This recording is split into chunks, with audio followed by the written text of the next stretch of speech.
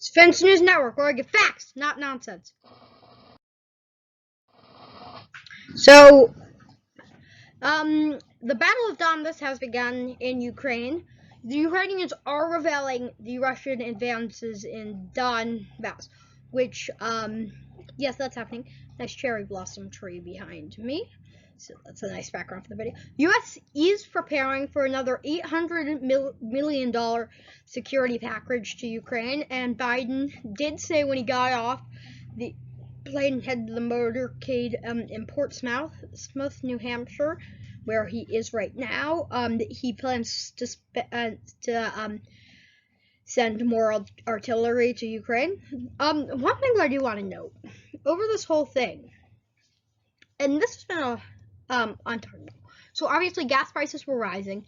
They decided to release the reserves, and they had to start getting a lot of gas. So this is what I'm thinking.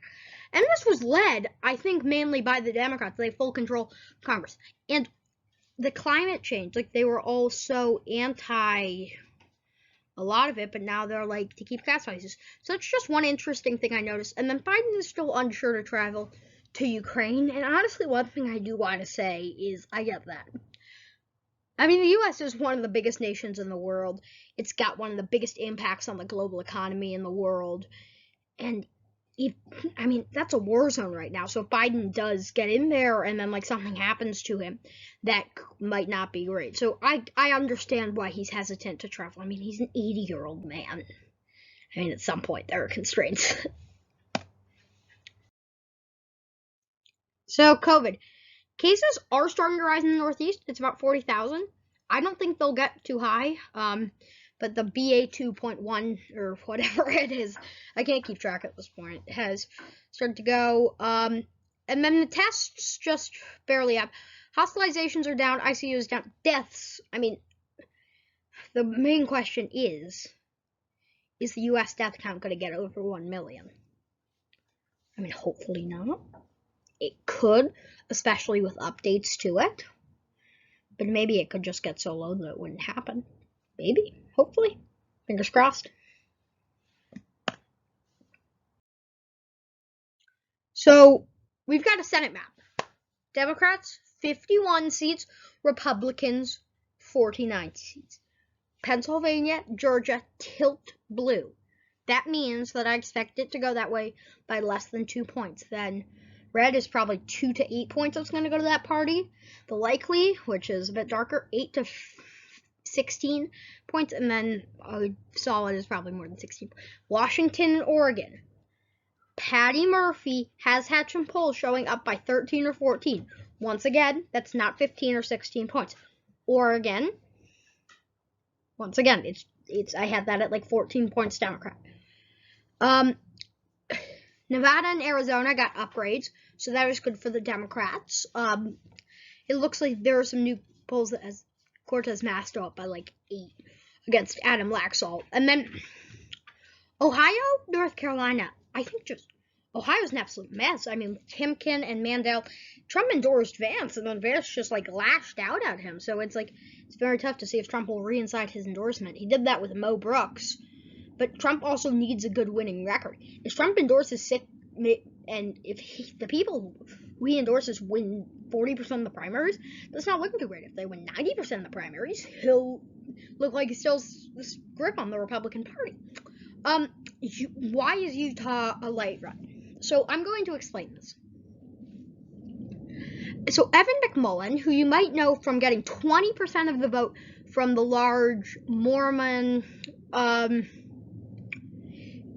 base in Utah, and the anti-Trump base in Utah, is running against Mike Lee. And Mike Lee has not had the nicest thing happen to him the last few days. McMullen's only about 10 to 12 points behind him. Mike Lee has once again had those texts come out with Mark Meadows that are pretty significant over the last few days. And the Democratic Party is trying not to run a nominee because Salt Lake City Mayor has endorsed Evan McMullin. I mean, that's pretty big because that's one of the leaders of the Utah Democratic Party, Salt Lake City, biggest city in Utah. The mayor goes ahead and endorses McMullin. So that's why it's a lean red. I only had that going to Lee by 5 or 6 points at that point, just because Lee is... He's not as big of a Trumpism guy because his name doesn't make the news a ton, except for the last few days, as much as Josh Hawley and Ted Cruz and Ron DeSantis for things they do. But there have been some pretty big stuff come out about him, and I think that will make him slightly more vulnerable. Abby Finkenauer, whose name got taken off the ballot, she is back on the ballot. And then New Hampshire, I don't see how anybody beats Maggie Hassan with Cindy Uniacke. That was a problem. They could have won that seat. Yeah, and the House projections, Republicans win by 3 seats. It's extremely narrow. I need to see how redistricting goes. I think it could go either way. I have the Republicans with about a 55% chance of winning the House, and the Democrats with about a 70% chance of winning the Senate. Chances for both parties to control the chamber. Republicans, I'd say, have about a 28% chance to control all of Congress. Democrats, 21%. But I think that there's a larger chance that it will remain split. At this point, we're still like 6 months away from the elections. But primary elections do start soon. And MLB standings as of April 19th. I know that like the Giants-Mets game is still going on and there are a lot of games about to start. So this is of about 6 p.m.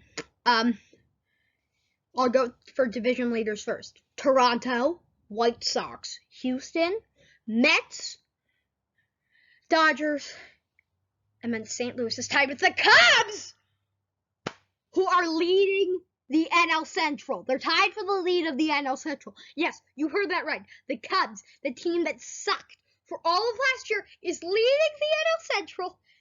And we are back until management tries to just ruin our team again. I think big players that have had a nice start, Polanco, Ramirez, have both had good starts. Seiya Suzuki is... some players out of Japan don't do well. Some players out of Japan are gems, like Shohei Ohtani.